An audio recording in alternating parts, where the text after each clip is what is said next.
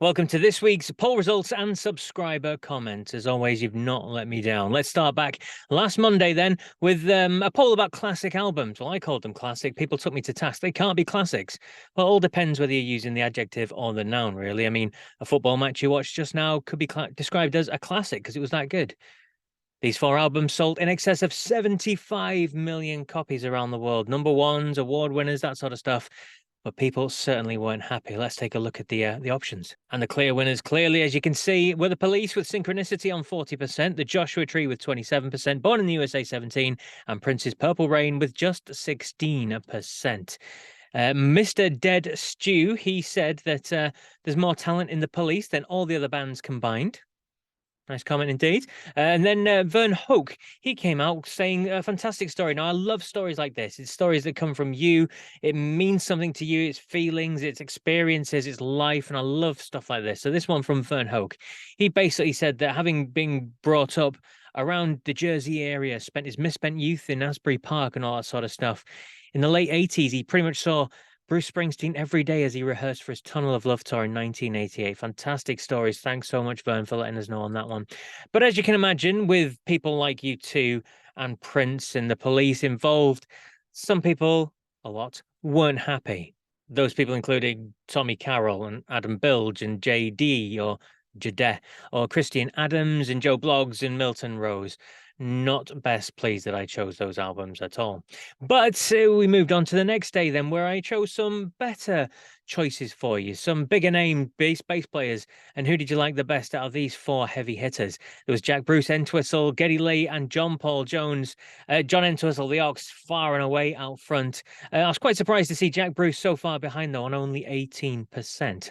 And looking at some of your comments, it was a very difficult choice to make. Mike D, it's a four-way tie. Lauren Simon Schultz, impossible to answer. The Kirk, all four. Nicholas Longford, can't choose. Rising Star, impossible, can't decide. Your Drummer, this is a hard one. And GL, who we found out last week was called Greg Lake, said four-way tie, in my opinion. You can't get any better. Although Predictor League wasn't best pleased with the results, he's saying, how in the hell is Jack Bruce last? Question mark, question mark, question mark, question mark. Embarrassed face. What is wrong with people? What is wrong with people? Let's move on to the next day then. Now, I can't be blamed for the choice and selection of this one. According to Rolling Stone magazine, these were the four greatest heavy metal songs of all time. Judas Priest, Breaking the Law. We've got Ace of Spades by Motorhead, Metallica's Master of Puppets, and Black Sabbath's Black Sabbath. Now, Black Sabbath came out overwhelmingly on top of this one with 50% of the vote, but not everybody was happy. Esoteric Demsk Paul, he says, you lost me at Rolling Stone. You've got Getting Real, kind of joined him on that one, saying all heavy hitters, but they missed again as usual. Rolling Stone who? Cow Poop. And you've got Mitchell Bracey, who just says wrong. Not my choice. And then William Quigley, he says, hell, any metal fan could probably cite at least four songs by any of those bands that are better than these picks. And Tommy Carroll became today's none vote. Every single day I get someone commenting none. This was as close as it got on this day. Tommy Carroll says, not a fan of any of these, really.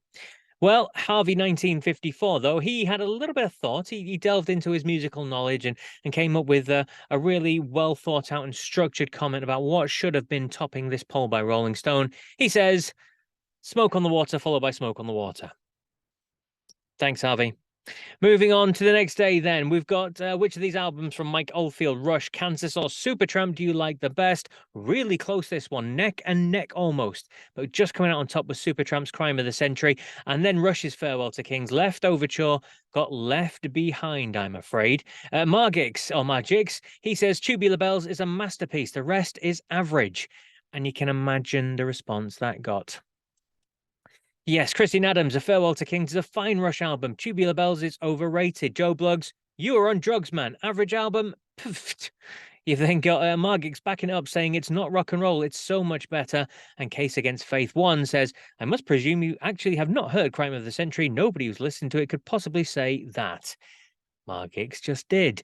And if you are a keen follower of these polls, you know that he tends to do that often. Derek was next up. He says, I like a few Supertramp songs, but not really a fan of any of these bands. The music's too clever and doesn't have an edge to it. Talking about the edge, U2 haven't done anything good since 1984.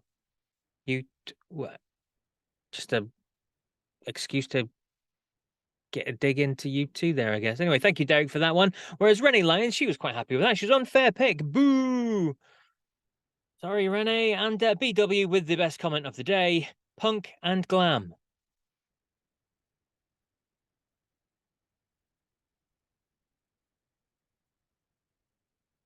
Thanks, BW.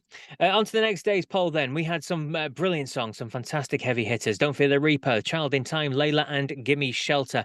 Again, a really, really close one to call. Child in Time and Gimme Shelter neck and neck on 28%. Doesn't happen often. And just behind them were Layla and poor old Blue Oyster Cult behind on 19% at the back of the pack. John Hampton, he says, Gimme Shelter, hands down. The guttural scream of rape, murder kind of drives home the message of the song. And believe me, there were plenty of us worried about rape and murder back then. Whereas, again, another lovely comment and story from someone's personal life. I love to see these, as I said. Scotty M3 says, I was in high school when one of my buds turned me on to Deep Purple in rock albums, stoned out of our gourd in his car. Then Child in Time came on. I was totally blasted out of my mind when that song was over. I went out and got the album that afternoon, crank it up every time I hear it now, and remember back in 71 in high school. Great song. Great album. Thank you very much, Scotty M3, for that. Love that comment. Although Lorne Campbell, not as happy with that song.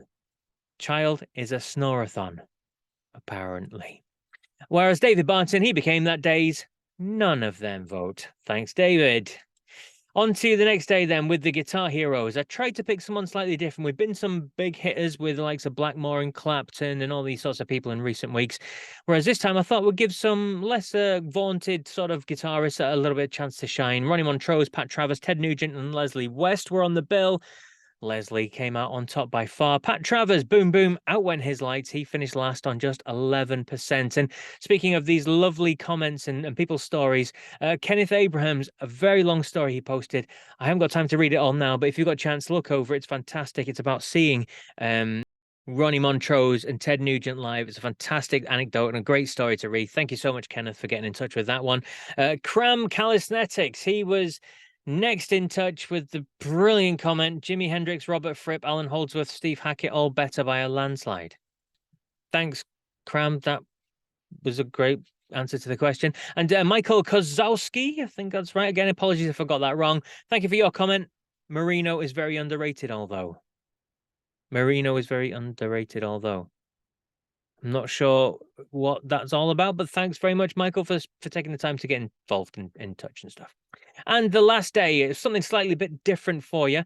Fender versus Gibson. I listed 4 classic guitars from both of those wonderful guitar makers, the SG, the Telecaster, the Les Paul, and the Strat. And the Strat came out on top with 42%, followed by the Les Paul, then Tele, and then the SG. Some wonderful guitar players have used those 4 brilliant guitars over the years, so check them out.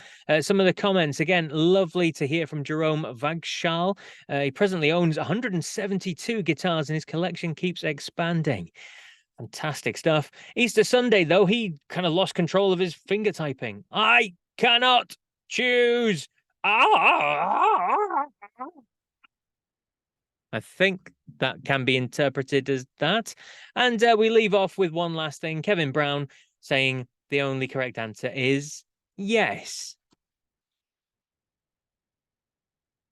Cool. Thanks for that, Kevin. And thanks to everyone that gets in touch during the week. Nearly 8,000 votes across the 7 days last week. Some interesting answers to the polls that have gone out this week already. And I thank you so much for taking part and getting involved. And keep checking out the videos on the Vintage Rock Pod feed, because there's so many fantastic people I've interviewed from the rock and roll world who've all been big in the 60s, the 70s, and the 80s, including this week's Ricky Byrd, who was the guitarist with Joan Jett and the Blackhearts, Rock and Roll Hall of Famer. He's worked with Paul McCartney and Ian Hunter and so many other legends as well. So check out some of the videos that are landing on there, and the podcast is available to listen to as well. Comes out every single day. Check out Vintage Rock Pod on your podcast app, whichever one you use. Just check out your phone. There's probably one on there already. Then just look for Vintage Rock Pod and listen to the classic rock content, which follows every single day. I'll be back next week to bring you more results from the polls and some of your wonderful comments. Thanks so much for getting in touch.